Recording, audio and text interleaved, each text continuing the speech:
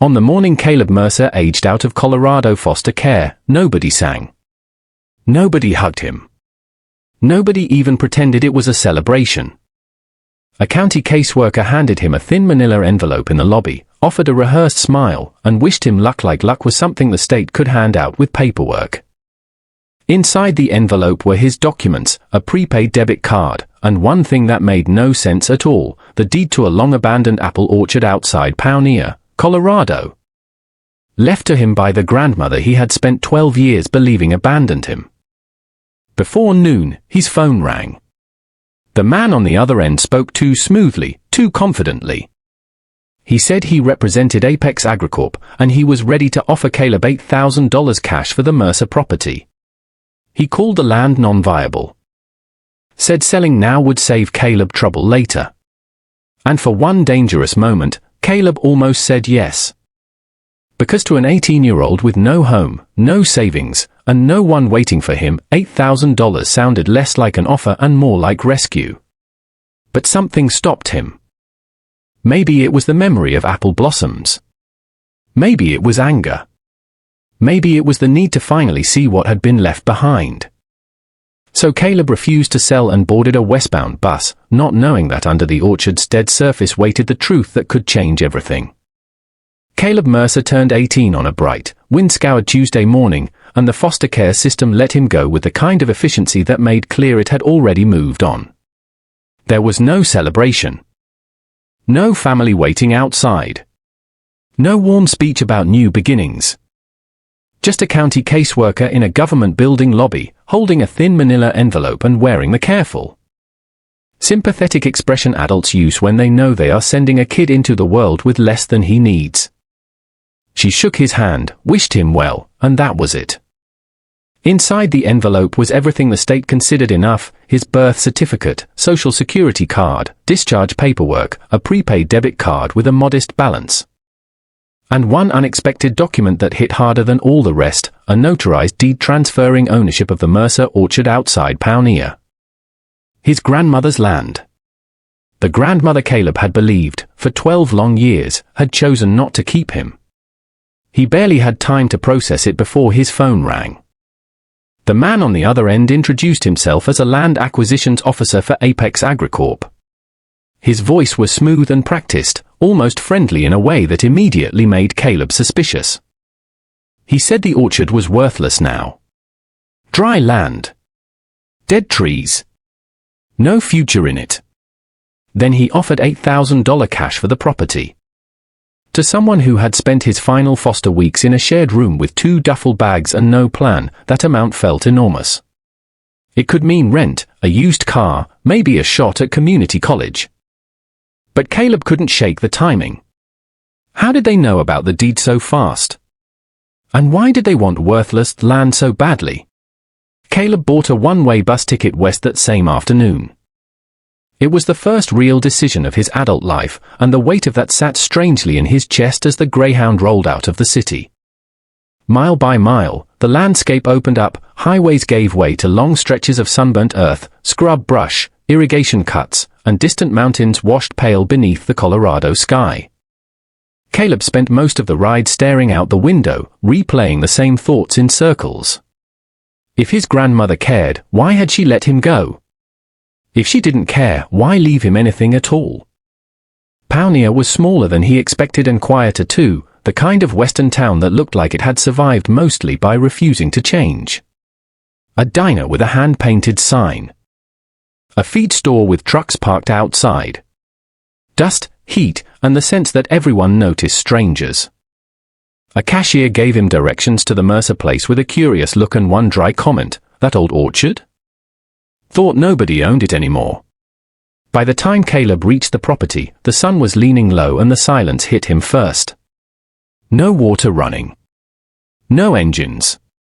No birds. Just wind. The farmhouse sagged under years of neglect, porch steps bowed in the middle, paint burned away by weather. Beyond it, the orchard stretched in brittle rows of twisted trunks and lifeless branches. The trees looked less like something planted and more like something left behind. Caleb stepped between the rows, crouched, and pressed his hand into the hard-packed soil.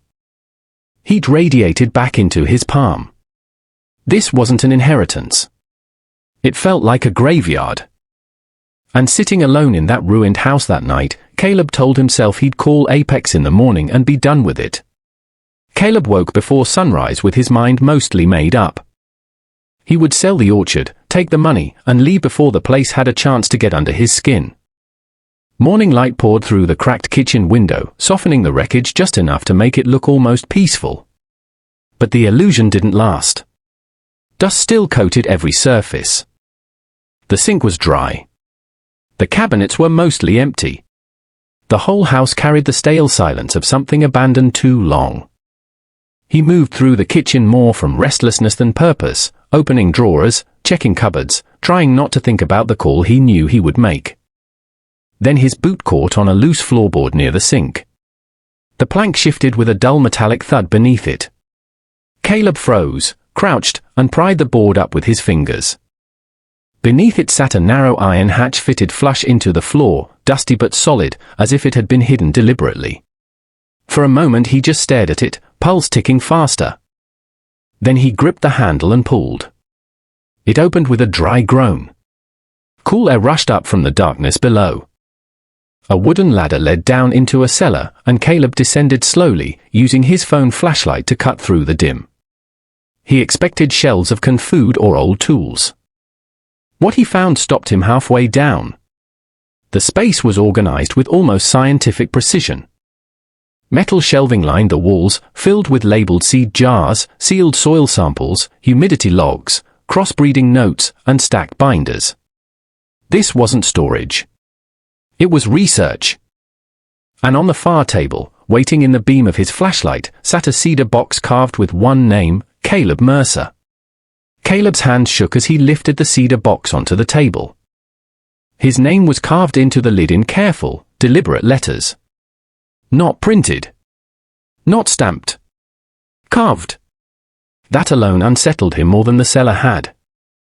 Whoever prepared this had done it for him, not for lawyers, not for records, not for strangers. Caleb opened the box and found two things inside, a folded letter and a thick, weathered notebook. He read the letter first. The handwriting hit him like a physical blow. He remembered it instantly from old birthday cards and school notes he had once kept hidden in foster homes like contraband. Eleanor wrote about hospital bills, debt, and the slow collapse of everything she had tried to hold together. She wrote about a judge who told her Caleb would receive better health care, better schooling, and more stability in state custody than with an aging guardian drowning in financial ruin. She wrote that signing those papers was the worst thing she had ever done. Caleb's jaw tightened. It felt too clean. Too easy. Too much like the kind of explanation people give when they want forgiveness after the damage is already done. Angry and defensive, he tossed the letter aside and opened the notebook. That was when his certainty began to crack. The pages held years of orchard research, drought patterns, rootstock trials, crossbreeding experiments, and repeated notes about Apex trying to buy the land. But threaded between the science were personal details no outsider could possibly know: his broken arm, his stuffed coyote, the way he used to steal apples before they were ripe.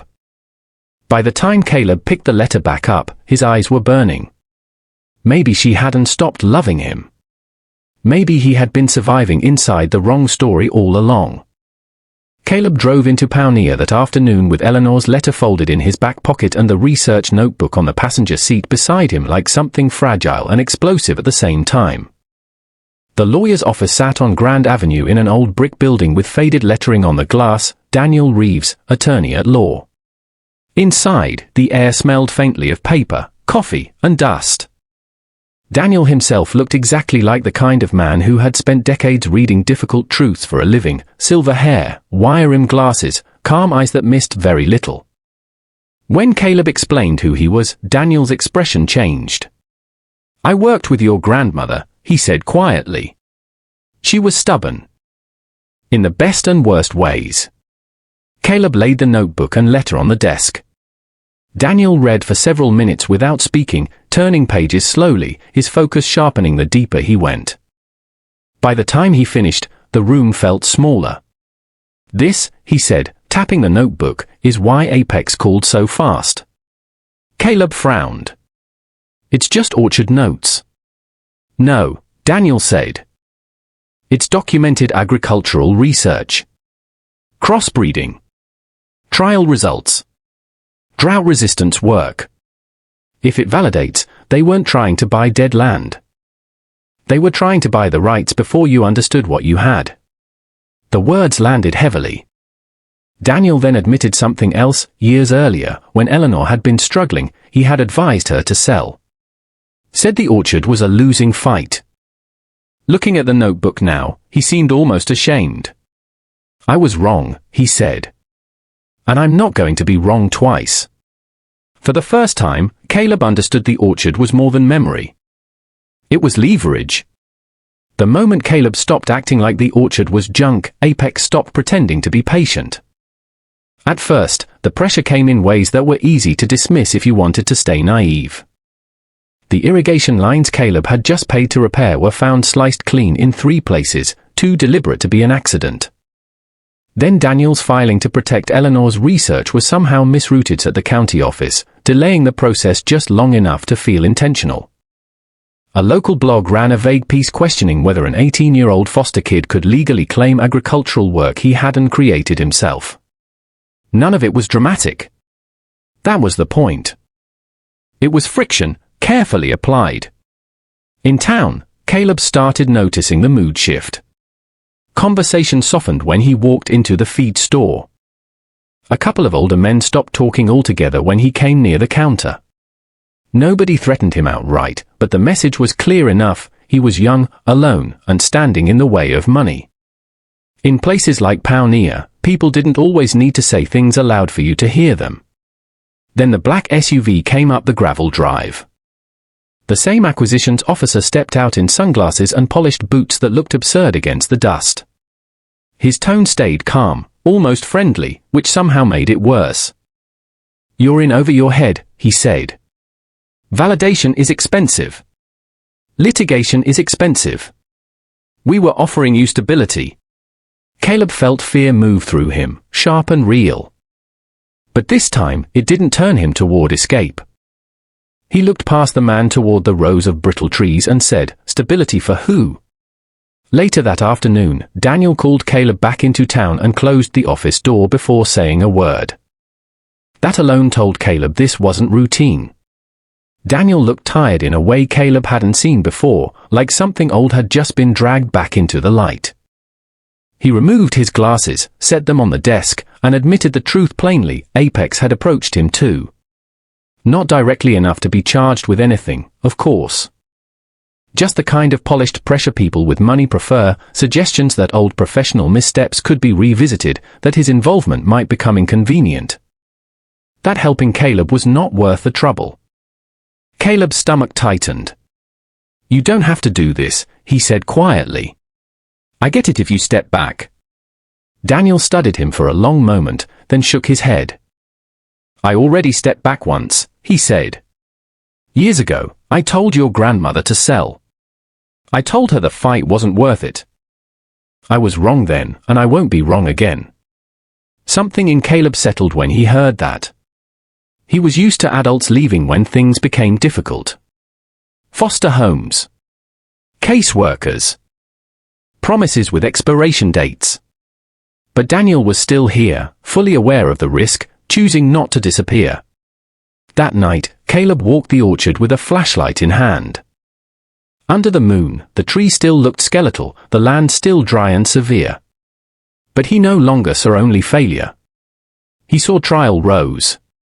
Rootstock maps. Hidden years of patience. He saw what Eleanor had protected. And somewhere between the dead branches and the cold Colorado wind, Caleb made up his mind. If Apex wanted the orchard, they were going to have to fight for it in daylight. The legal fight dragged on for months, and nothing about it felt dramatic in the way Caleb had imagined battles were supposed to feel. There were no fiery courtroom speeches. No obvious villains pounding tables.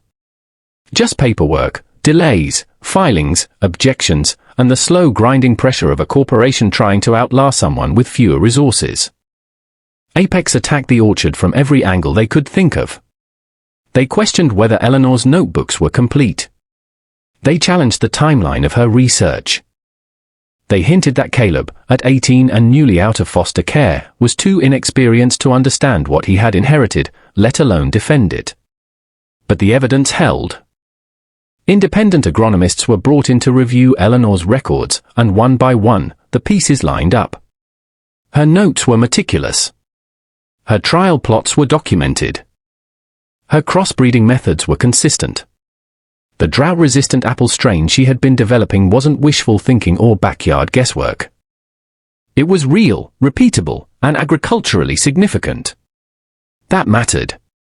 For the first time, Apex could no longer pretend they were simply interested in neglected land. They were after something valuable enough to hide behind legal strategy. Caleb was tested too. Every meeting forced him to grow up faster.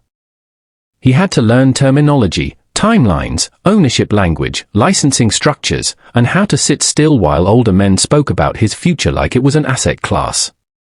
But he kept showing up. Kept listening. Kept learning. By the end of that phase, Caleb understood something important. He wasn't just defending an orchard anymore.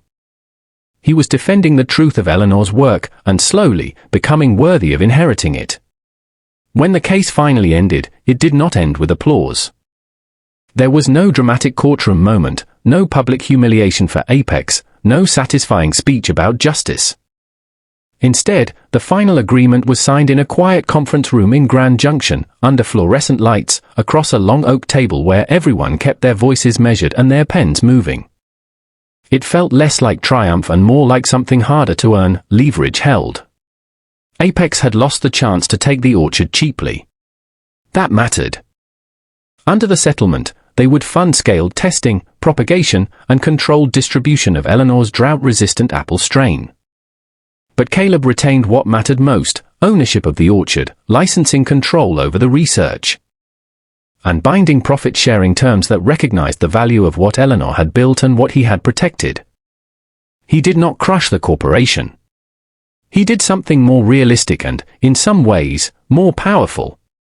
He refused to be cornered into surrender. For Caleb, that shift mattered on a personal level too. He had spent most of his life being moved by systems larger than himself, foster placements, court decisions, adults with authority, people deciding what was practical on his behalf. This time, he had not been placed. He had negotiated. Held ground. Forced people with money and influence to recognize that he was not disposable and that the orchard was not theirs to erase. When he walked out of that building, the future was still uncertain. But it belonged to him now in a way nothing ever had before. And that was a different kind of victory, quieter, steadier, and real. Once the settlement was signed, the real work began. Paper victories didn't bring trees back to life. Some rows in the Mercer orchard were too far gone to save. Years of drought, neglect, and damaged root systems had hollowed them out beyond recovery. Caleb learned that quickly, and painfully. There was no dramatic moment where the whole orchard suddenly turned green. There was only assessment, removal, and the kind of slow rebuilding that demanded patience he was still learning to trust. That was where Thomas and Mira became essential. Thomas had spent decades around western Colorado orchards and understood the land with the kind of instinct that only came from years of watching weather, soil, and water make their quiet decisions. Mira brought something different: precision, data, field trial discipline, and a respect for Eleanor's notebooks that matched Caleb's growing sense of responsibility. Between them, they helped him turn inheritance into practice. Mornings started early. Caleb learned irrigation timing, soil moisture management, pruning cuts, grafting basics, and how to tell the difference between a tree that was struggling and one that was already lost. He hauled deadwood, reset lines, cleared rows, and replanted sections using preserved stock from Eleanor's cellar. The work was repetitive, physical, and often humbling. It left his shoulders aching and his hands raw. But it also changed him. For the first time, Caleb wasn't just protecting the orchard in theory or law. He was becoming part of its recovery. The land was no longer a mystery handed to him by the past. It was something asking him, every day, to show up. The first blossoms did not arrive like a miracle. They arrived quietly, almost cautiously, in late April after weeks of cold mornings, irrigation checks, graft monitoring, and the kind of waiting that makes a person afraid to hope too soon. Caleb stepped outside one morning with a mug of coffee in his hand and stopped halfway down the porch steps. Along the south row, several branches had opened. Small white blossoms, delicate against the rough bark, scattered lightly through the trees. Not every tree. Not even most of them. But enough. Enough to change the air. Enough to soften the orchard's silence with a faint sweetness Caleb hadn't realized he still remembered until it reached him. He just stood there staring. For months, he had been working with records, contracts, seedlings, soil, and strategy. But this was different. This was visible proof. The orchard was answering back. Later that afternoon, Daniel drove out to see the progress. He stood beside Caleb at the edge of the south row, hands in his coat pockets, looking at the blossoms moving gently in the breeze. "She'd be proud," he said. Caleb didn't answer right away. His throat had gone tight. For years, he had built himself around one belief, that he had been left because he was not worth staying for. That belief had shaped the way he trusted, the way he expected loss, the way he kept people at a distance before they could choose to leave. But standing there among the first returning blossoms, he understood something harder and gentler at the same time. His grandmother had not stopped loving him. She had loved him in the only broken, desperate way she thought might save him. By the time the orchard began breathing again, Caleb Mercer was no longer the same boy who had stepped off a bus with a backpack, a grudge, and a deed he almost sold for survival. The land had changed him. What once looked like dead property became something far more important, proof that not everything abandoned is truly empty, and not everything silent is without love. Beneath the cracked soil, beneath the dead branches, beneath 12 years of hurt and misunderstanding, Eleanor had left him more than an orchard. She had left him work, truth, and a future that required his choice, not just his inheritance. For most of his life, Caleb had believed his story was simple. He was the kid who got left behind. Now he knew better. He had been protected imperfectly, prepared quietly, and trusted with something unfinished. The orchard gave him more than legal ownership. It gave him a new identity, not just someone who survived foster care, but someone capable of stewarding life back out of drought. That is what this story really proves. Some roots survive years of neglect. Some love survives silence. And sometimes the future begins the moment you stop mistaking pain for the whole truth. What looks dead from the road may still be alive underneath, waiting for the right hands to believe in it again.